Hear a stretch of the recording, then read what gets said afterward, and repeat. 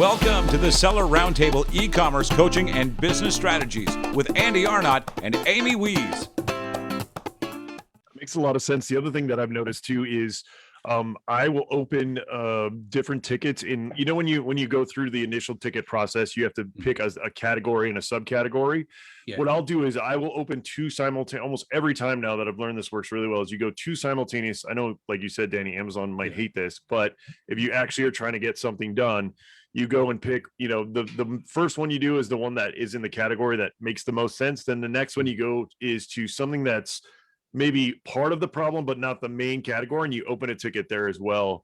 I've found that, because you have now kind of two separate groups working on it, one might hit a wall and the other one might find a solution, or vice versa. So that's another kind of little trick that I've found out over the years with all the hundreds of tickets I've had to open.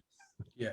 So here's another thing which is quite interesting. There is no financial incentives for associates. All the targets are based on efficiency and quality of where they have met the correct standard, right? So on the flip side of that, if they don't meet the targets, they will get closely monitored, right? So it actually becomes more painful for them because the QA teams are going to be more and more on their back to meet the certain standards.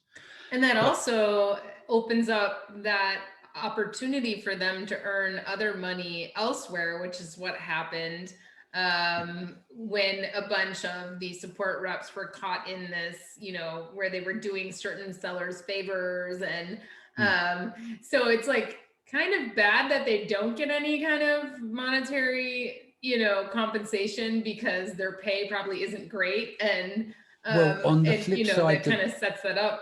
Yeah, so the reward of being efficient and good quality is the opportunity for lots of promotions. It's always encouraged. So that is your upside. So whilst you don't get a financial there, you'll get out of tier one, say, T1 of Seller Central, and then you quickly get moved up if you're good and excel what you do. But yeah, you're always going to get people on the take. Now, this is the thing, and I don't want to tie it in with the people that are on the take, because there's good and bad people on this planet, as we know, right? But when there is an issue with a ticket, like let's just say an ASIN's been yanked, with that as an example, as a ticket, they can log into your Seller Central account. So any of these reps can access any of our accounts, but purely based on the condition of relating to a ticket. Now, what you would say, well, what happens when reps are working from home? Because a lot of them do, they're distributed. They have a token system, which is all generated on fingerprint ID. So with the home systems, they're very secure as well. So I want to make sure that people understand that that's clear. But I found that kind of interesting as well. And the 17 to 18 minutes. He's annotated this here. So that's something, how a ticket is broken down, if this is any help for the audience. 17 to 18 minutes, right? So there's 4 parts to a case ticket outcome. 1, pending Amazon action, PAA, in case Amazon needs to perform additional research and the seller needs to wait for the outcome. Number 2, pending merchant action, PMA, more information is needed from the seller to be of support. The current information provided is limited or incomplete for us to proceed as support. Number 3, resolved case is done and resolved, or the conclusion is that Amazon point of view, we cannot be of support whatsoever reason, and we need to inform that the seller that we cannot resolve this. Number 4, reply and keep working. This is used with more time is needed to perform research and want to notify the seller in the meantime that we're working on it and we'll come back to them as soon as we have an answer and reply. So you've got a key thing there. The other thing is that annotate each of the tickets so that everyone is in singing from the same hymn sheet. They use all the same SOPs and everything else. Where is the ticket information I was going to tell you about? Annotations are added to open tickets. So this is what goes on your ticket as you do it. Number 1, summary of the seller issue. 2, research done, which workflow followed. 3, ASIN, order numbers, info plus SOP URLs followed for troubleshooting, which means they've got that catalog of the SOPs and they put that in the case ticket, the URL, so whoever picks it up can go to it. Plus they've lots of tools used, like this guy that I'm speaking to, who's been there 3 months. He's now using 60 seller tools to support at his skill level, and he's only been there 3 months, and there's a lot more tools involved in that. Tools and TT troubled ticket. Number, when escalated ticket has been created by an associate. Number 4, propose action taken, summary or reply question to seller. So think every ticket that they do, they have to annotate that ticket in 4 parts. I think someone said about a while ago, because one of the things I want to go down the road of is performance team and stuff. You might not be able to get much from there, but I remember speaking to people before who do a lot of the suspension reinstatements and stuff. They were always talking about annotating. Like, so if you've got an account and you kept sending the wrong information, it gets annotated. That's going to mark hard against you because you've not paid attention, to the point they may not be able to recover that suspension if you push too many times. So just be aware is that everything we do, they're being monitored, and also every ticket raised has the 4 parts to its summary and the problem solving issues. That's crazy. You could really go down that rabbit hole for a long, long time. There's so much there.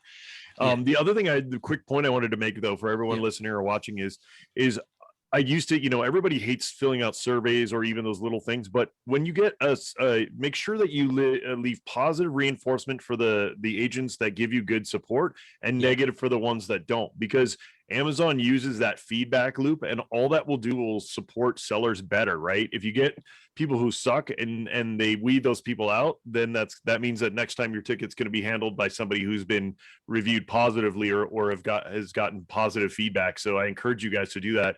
I used to never do it, but the last couple of years I've been doing it just because I'm like, I need to provide feedback loop so that so Amazon can actually take action on the ones who perform well and the ones who don't. So that's my ask and suggestion to you guys. So there's one thing I want to quickly tell you about. Sure. The frustrated button. I haven't checked yet, but he was telling me, because I didn't get a chance to check, and I don't know if it's fully correct, but I double check with him for next week's show because we're going to do another one. But he says when you have problems and you've raised the tickets, if you hit the frustrated button, right, the frustrated tickets are higher ranked. But some people, like Tal was saying, I haven't seen the frustrated button. I haven't looked yet, but I'll get that confirmation. And if that's true, if there is, once you've raised the ticket and you've got, like normally go, was this any good? Yes or no. If there is a frustrated button there, if you are frustrated, hit that, because apparently they'll rank frustrated tickets higher, which is something I didn't know about. And the captive team thing. Do you remember a couple of years ago, people going, yeah, we're going to call the captive team. And then you phone up and no one knew who the captive team was, right? Now, we don't know if it's true or not, but the captive team might just be made up.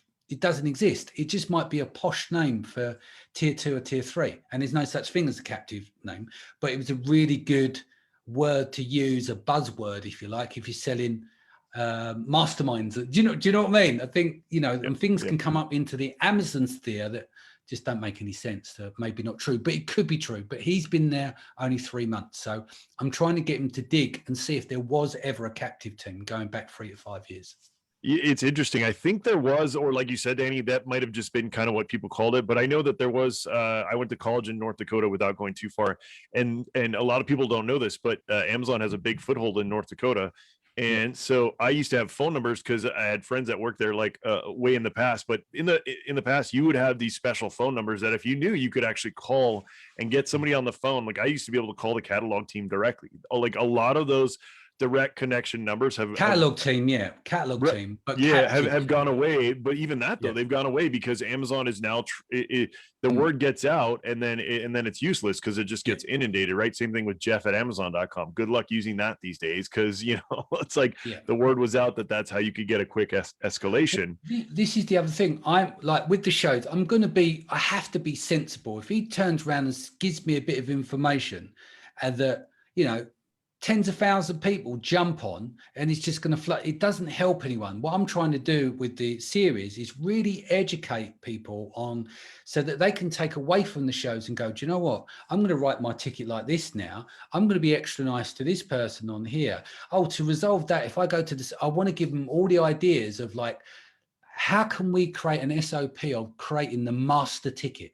What is the most optimized way of developing a ticket to get the best result possible, rather than saying, here's the captive team if it exists. their telephone number and then blurting it out on seller sessions for, do you know what I mean? It was just, it's a point. It doesn't make absolutely. sense to do that. You know? All right, guys, we're going to switch to something else. But Cool. if you want to learn more, make sure you subscribe to Seller Sessions. It is one of the better podcasts. You know, I've listened to many. I think Danny does a really great job. So go check that out. Great info there. Lots of great people there. It's on all the major platforms. Go check that out. Let's transition though, Danny, because one of my favorite things, which is some of your favorite things, is algorithms and PPC. So in terms of the A9 algorithm. I would love to hear kind of your insight and maybe some of the ways that you think that it's progressing and maturing and changing. I would love to dive into that. Okay, so effectively what I did is a few months ago, I dug out the, I found it. It started with a video, and which is a Doria Sonica from the A9 team. And then I started to find research papers like Amazon.science. And what I'd worked out is A9 works completely different to what most people talk about. And once I got hold of the information, I sat down for a few weeks and going, how can I turn this into layman's term? Because for you, Andy, we can geek out on it. I'm not a developer, you are, but you'll go, yeah, this is great. But for general listeners, they've got to try and understand it. So I thought, how do we take this, which would normally send a glass eye to sleep, and make it more plausible? So we broke it into different sections. But the key thing that I find with A9 is that it operates differently to a lot of the way that people talk about it. And so when we look at a listing, we think of title, bullet points, blah, blah, blah, right? But we don't think of, well, how did it get there? We know that the conversion rate makes an impact. We know that add to cart is massive, but add to cart only works as far as page one. You need keywords with sales to bind past the top of page one. So we know that add to cart is a massive signal. But when you break it out, like for instance, no one was talking about negative and positive labels. So when you think of negative and positive labels, if you're looking at your listing, you could be saying to yourself, well, we have a conversion which is on a continuum. If someone lands on your product page and they stay there and they don't bounce off, there's a micro conversion, like a credit going on there, because the engagement, you scroll, you're engaging, right? You add to cart, it's another signal, you're engaging. So you've got to think of conversions on a continuum. The biggest thing I took away from all the A9 stuff is Amazon is obviously about relevance, but they want to know just as much about what you didn't want to what you did, right? And what that is, that it falls under, these training sets fall under negative and positive labels. Now, positive labels is clicks, add to cart, engagement, and things like that, different, and it's all derived around behavioral aspects as part of their training sets, which make up as part of the algorithm. So when you're writing your listing and you're saying, I want to write the feature benefits and everything in the bullet points, you would think about it from a copywriting point of view and a human person reading it point of view. But if you took it into a 3D mode, you'll then start to think about it from a negative label and a positive label point of view. And then you start getting into things like the hunger score, which is very complex for people to really understand. But hunger score, you could consider that is FOMO. So what the hunger score does, it searches down by category, but it's looking for the stuff that you are not interested in, don't touch. And I think what that really is about is that they're trying to unearth if there's anything they've actually missed. So they're collecting all this information. So it all comes down to relevance. You've got on one side, you've got the positive label, the other side, you've got the negative label. Let's look at another reason why the positive and negative labels would work. If you're sending traffic, PPC traffic to a listing, we now know that if you send traffic there and the conversion rate is poor, that's going to have a negative impact organically, right? Goes back, negative labels, positive labels. What is under the negative labels? Well, it's unseen. It's why is that information not being utilized there, etc. So when you are looking at optimizing your listings, think about it. Will this fall under a negative label? Will it fall under a positive label on top of what you're already thinking about when you're optimizing a listing? So it goes back from being a static vector, if you like, that here is our listing, it's very static and we're looking at one dimensional. Let's look at it from a three-dimensional point of view. We know that most of it is based around machine learning. It goes back as far as 2016. They was using 100 machine learning models. We know the importance of being page run. I'll give you some data here. 70% of Amazon customers never click past the first page of search results. Then you've got 35% of Amazon shoppers click on the first product featured on the search page. And the first 3 items displayed in search results account for 64% of the clicks. And this is why PPCs come to more for Amazon as a pay-per-play. So it's a great model for them to earn money, because everyone who was ranking organically up here, they're being pushed down. They're in like the active position on the page, not the organic or the ad position. You know, organics is sitting down in position overall of number 4 and number 5. So a lot of the PPC clicks, though, top of searches could become more expensive. So this is why it's so important to dial in. The other thing is, if we take some stuff off the table, there's no such thing as A10.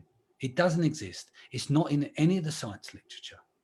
None of the engineers that I've spoken to have talked about it. And just to give you one quote from Amazon here, small improvements in relevance can positively impact millions of shoppers. If that's the case, why would you take A9, throw it in the dustbin and dial out A10? You wouldn't. And it's not structured that way, right? What other people don't realize as well, it's based down catalogs, indexes, categories, each marketplace. So when we see a push or we observe something and we see listings have a shuffle, if you like, you go, oh, right, it's an algorithm update. That isn't happening in the UK when it's on the US. That's not happening in Germany. These training sets and these periods that they're measuring this data in, they collect that information, all the behavioral data, then they're going to do the push. And when they do the update, it's on that marketplace. So it's not global. All of these teams are working differently on the different marketplace. So indexes and everything are different. Relevancy is going to be slightly different to marketplaces, but overall, they are using the full structure of A9. And this is why add to cart works so well, and it will carry on working so well for a long period of time, because it's such a machine. You can't steer the ship round and start going, oh, well, we're not going to use add to cart no more as a really strong signal.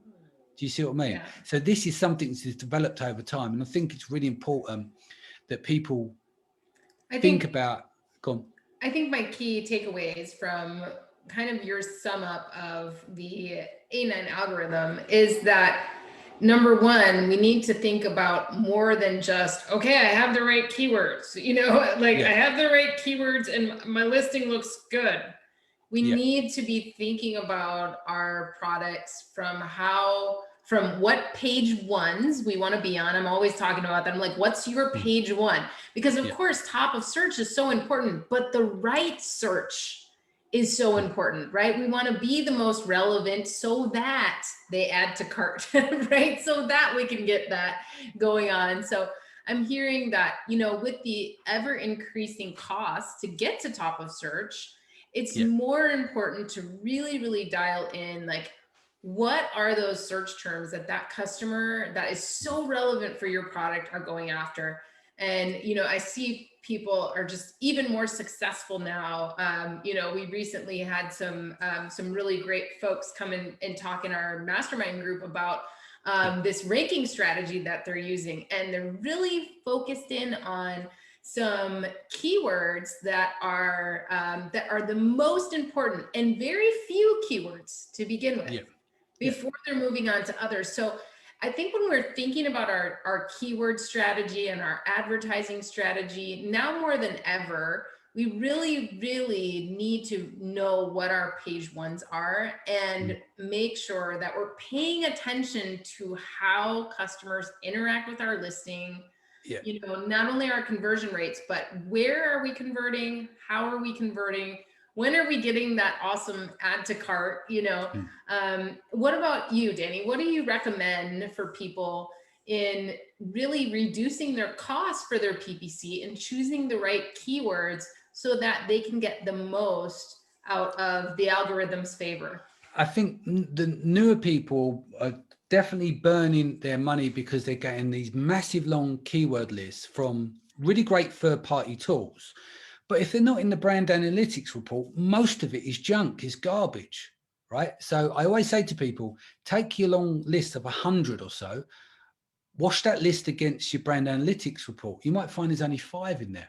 And so you're chasing and pushing all of this data around on hundreds of keywords, which are mostly useless because they've got less than 10 searches a day or less on the US market. And when you say brand analytics report, are you talking about putting your ASIN into that search terms report and seeing where you have the most click share? Yeah, or your broad keywords. It doesn't matter if it's Asians or not. What you're looking for is, do my keywords appear in the brand analytics report? Let's just say you sell beard oil. So you'd put beard oil and then you look at all the different permutations of beard oil, organic beard oil, blah, blah, blah, blah, right? Men's beard oil. And then you start to see them and you see the frequency rank, you know, that's one's 12,000, 16,504. And you're looking for that. But what I'm trying to get across, what can be very scary for people, we know that the US market has great long tail and it's good to have long tail. There's no doubt about it. And it makes up sales. Brandon Young does some really good stuff with that in the way that he operates. And I totally agree with it. But what you got to be careful of, if you're not at Brandon's level and know what you're doing, right? You might have misgivings thinking, great, this tool's just given me, it's got 100 keywords. I've got plenty of opportunity. You put it through the brand analytics report. There's 4 of them are in there.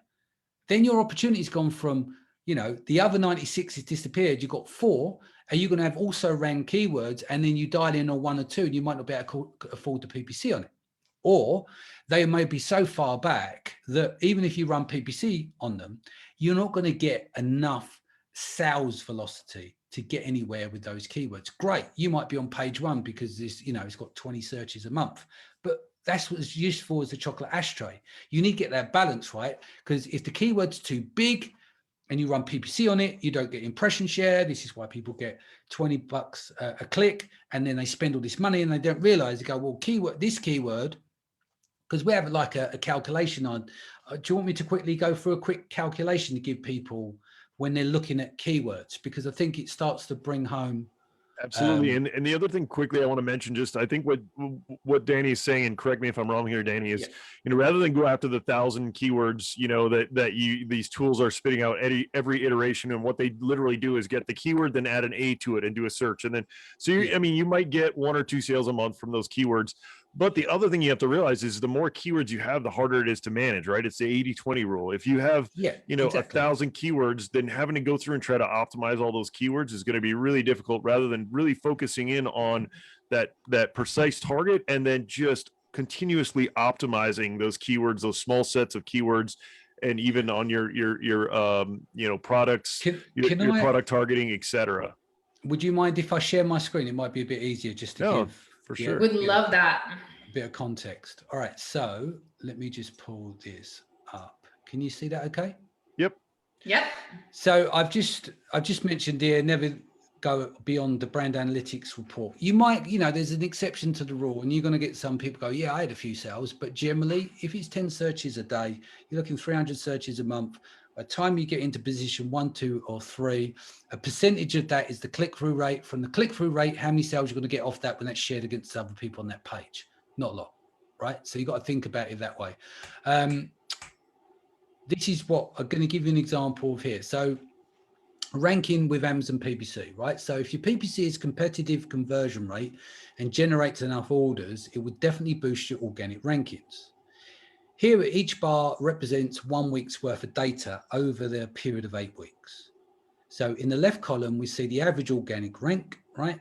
And then where the smallest bars show rank 1 is as good as you're going to get, because it's gone from, hold on, it's gone from up in the gods to position number 1 over a period of time. So we've got organic rank number 1 on the first column, number 2 on the second, and number 1 on the third column. Each of those, as I said, represents 8 weeks as you see them coming down into the number 1 position. So you can see these move quickly towards rank 1 over the first month here. The remaining columns, we see impressions, orders, and spends. These are mostly trending upwards, possibly plateauing after the first month or so. So you can see impressions, as the organic rank comes down, the impressions increase, As you can see that, not exactly, but you know, it's heading that direction. And then you got the orders column and the spend column. So you can see the top one is where we spent most of the money, but it got 219 orders from it. Now, in order for stuff like this to work, one, you've got to be dialed in on your keywords, right? And two, your listing should be very well optimized. This conversion rate plays a massive factor in the success. As a bad conversion rate will become a hindrance to your organic rank, pulling you underwater every time you send non-converting traffic. Like I mentioned earlier on the show, conversion works on a continuum.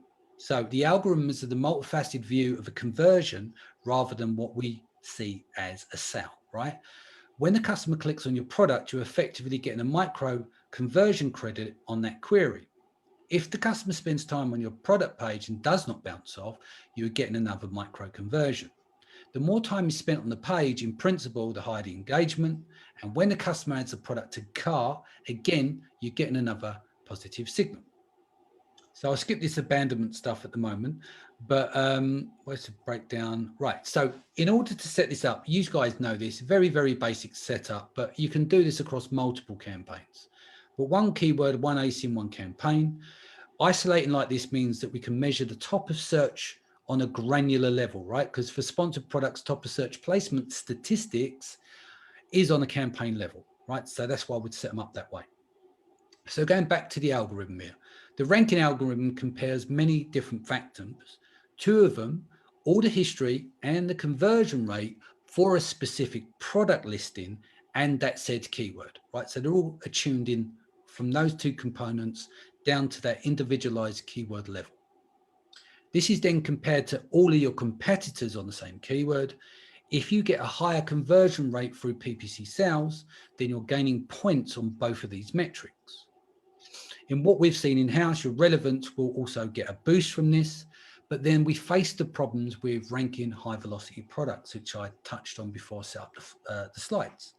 This comes back down to the ranking algo. There are only so many ad positions or placements worthy of eyeballs, which is obviously on page one. So for a high velocity keyword with established ASIN of already converting, it could be extraordinarily difficult to break through and get impressions, even with a phenomenal conversion rate. This is why you hear people bidding $20 a click without getting any impressions. So depending on your stamina and if you keep going over time, Amazon's algo may determine to favor your campaign, but there's no telling how long this will be. It could be that one or more of your competitors go out of stock, and that's where you get to sneak in, right? Again, this is where it could give you a nice booster. So what is the answer? Is there a special calculation? Well, the answer is yes, no, and common sense. So these are arbitrary numbers here, just to make a point of the demonstration, right? So what we have here is K1 is keyword 1, K2 is keyword 2.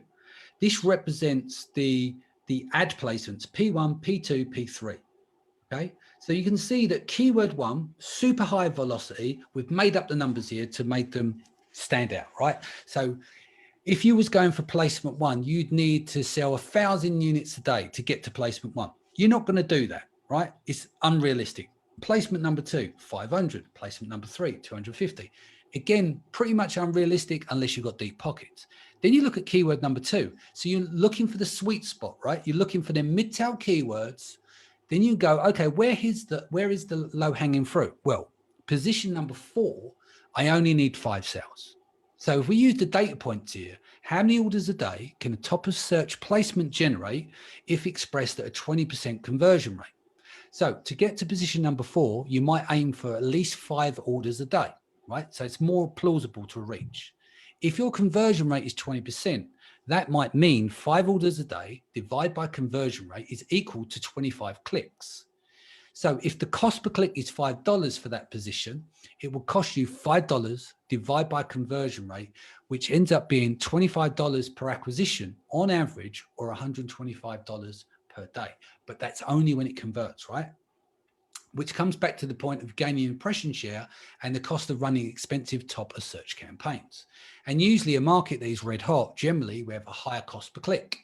So how do we launch PPC and then taper off, knowing where our numbers land for break even? Because this is kind of difficult. So we kind of come up with an options here, but they all present themselves their own pros and cons, right? So if we look at either way, you're going to need to pick your poison, adjusting the bid out of the gate. So if you make bid adjustment, this will almost certainly affect your ad position in the ad placement algorithm. So what you could do is start pulling back on the daily budget versus decreasing the bid and maybe losing on the position there. At least with the budget caps, your campaign would run in most cases. But if you lose advertising for the rest of the day after your budget is burnt. So what I mean by that, if you adjust the bidding and you're in position number 2, you may come down to number 4 because you've adjusted that cost per click bid.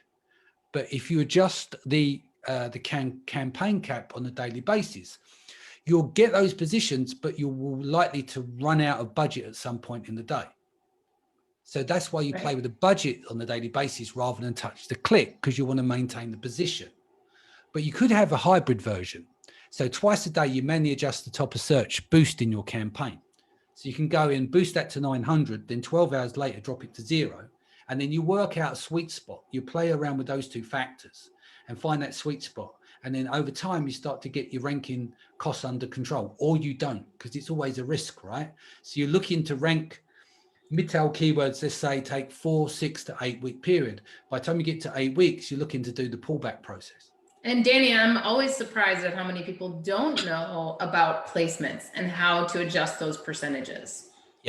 Yeah. So there's many ways to skin a cat, as we know, but that's one way that we're trying to present something that's quite complex and there's way too many variables to say this is the absolute way around it. But by working off an assumption of a calculation at 20% and using ad placement as your reference, it may help people that going after really big keywords realize I can't go after those keywords, because a lot of people won't do that calculation.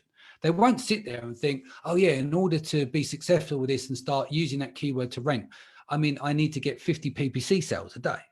That's really hard. Do you know what I mean? Like when you don't think about it, especially if you're starting with 0 campaign history. So you've got no conversion history. You've got a newly launched listing. It's no wonder you don't get the impression share. Mm-hmm. Yeah. So that's why you have to be realistic and start with longer tail keywords and work your way up. Let's use the beard oil analogy. Beard oil will be the number 1 keyword, but what about if it's organic beard oil? So you'd start in your campaigns with organic beard oil and try and rank that. And then as you start getting traction on that, you drop off the organic and then you target beard oil because you've got relevance there from the organic beard oil and you've got conversion history. So what you do is you use the longer tail until you narrow down to the head tail. It's just as a basic example.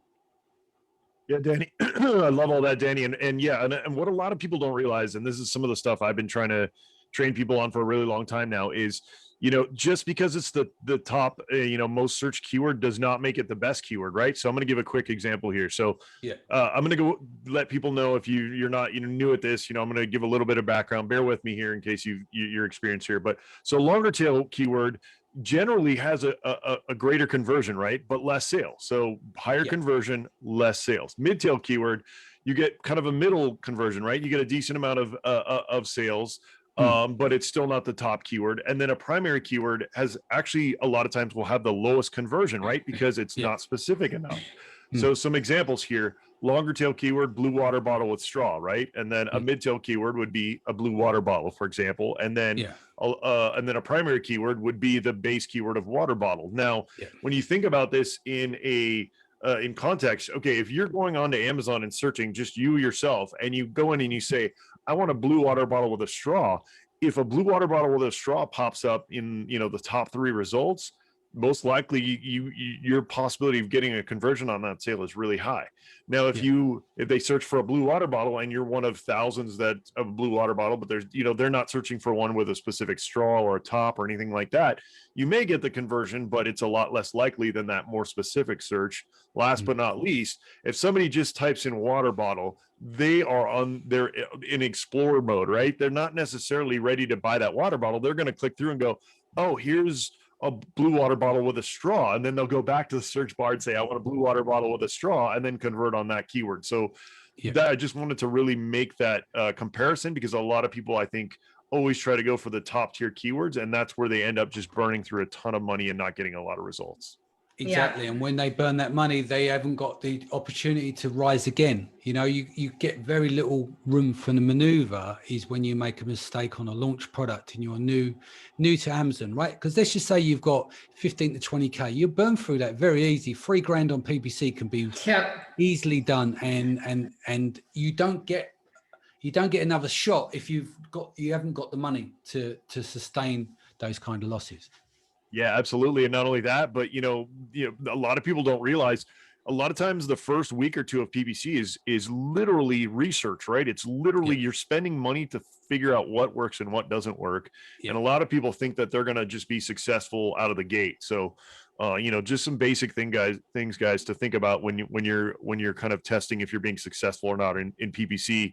I see it over and over again, people dropping in, after a couple of weeks saying, my ACOS is over 100% and, I'm getting killed here. I'm like, that's in the research phase. That's not uncommon. That can happen, especially if you're in a super competitive niche. So, and I would love to just add, the biggest mistake that I'm seeing people make is using advanced PPC strategies taught by people who know what they're doing on brand new products with huge keyword lists on products that have not indexed yet for relevancy. And so what ends up happening is they spend that whole budget and they haven't indexed properly. And as you mentioned, Danny, you lose your chance. And it ends up costing you more to relaunch and try to regain your traction, because now you've told the algorithm, oh, I am all of these things, and half of them you're going to get bad data for. So it's like, oh man, I'm seeing that people are applying these very advanced strategies, and I'll take a look at their campaigns and they haven't ranked first or become relevant to the algorithm first for those super relevant medium to long tail keywords that are going to help them get that initial boost that they need. The other one is, which is difficult to measure, is, and it can be achieved, but you can't reach statistical significance with it. If you've got only long tail, let's say you've got a stack of long tail keywords, you run your business based on that. Like, in order to reach statistical significance, you need to reach a threshold, and you have a time period set that you measure over. You can't measure conversions over a 9-month period and put that in as a statistical element that is going to be a modifier for your business. It just doesn't work because there's too many different variables there, and there's too many seasons that are taking place in between. So it makes it very hard to manage accounts that way if you only focus on pure long tail without any middle or head tail, whatever name you want to give the two upper tiers keywords, the description. Absolutely. All right, Danny. Well, we've just proven that we have to have you back on so we can dig into more of this stuff, because I know that we could all geek out on this stuff for hours and hours and hours. I know I could, especially the PPC and algorithm stuff. That's what I love to turn dials on that stuff. But in the meantime, tell people where they can get a hold of your content, get a hold of you, and kind of what's next for you. Cool. Yeah, just sellersessions.com, visit there, add to the podcast. If you need to get hold of me, email danny@sellersessions.com, or if it's Databril related to PPC, danny@databril.com.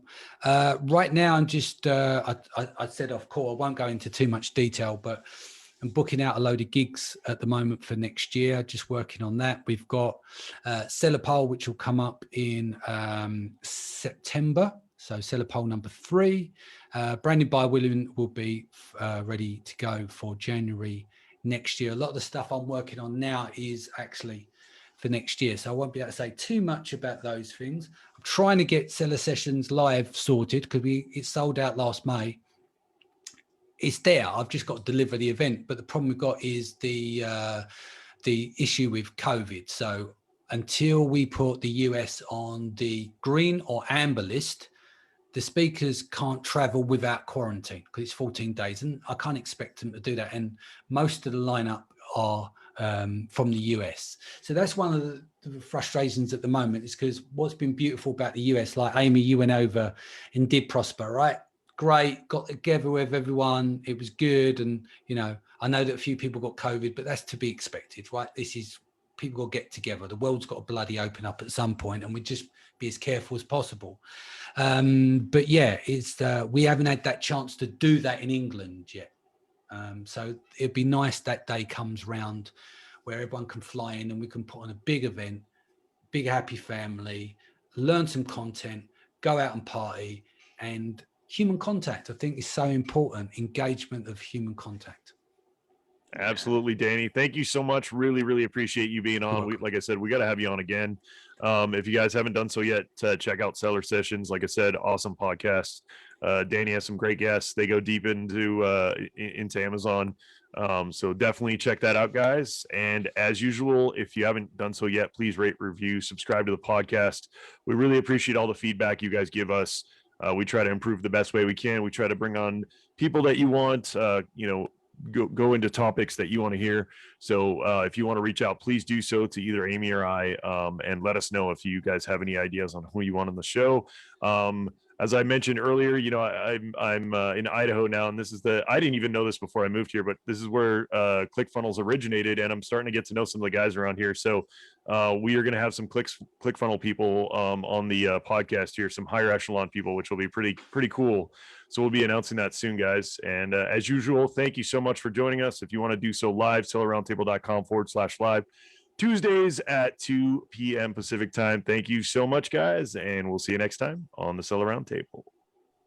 Thanks for tuning in to part 1 of this episode. Join us every Tuesday at 1 p.m. Pacific Standard Time for live Q&A and bonus content after the recording at sellerroundtable.com. Sponsored by the ultimate software tool for Amazon sales and growth, sellerseo.com and amazingathome.com.